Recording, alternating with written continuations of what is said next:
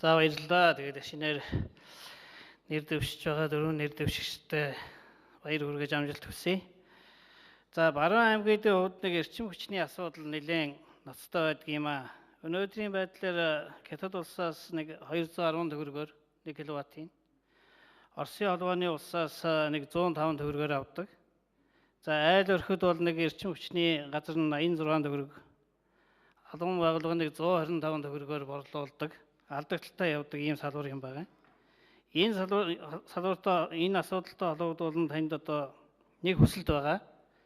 Монгол Ардын намын мөрийн хөтөлбөрт орсон Эрдэнэ бүрэн шижигтийн усан цахилгаан станцыг бид барина гэж амласан.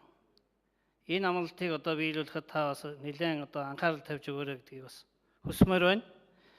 Ер нь энэ засгийн газрын кабинетэд хэлэхэд бол ард түмний нүд, чих, сэтгэл гурав бол одоо байнга та бүхнийг харж байгаа шүү. Хамгийн том сөрөг хүчин чинь ард түмэн байгаа шүү.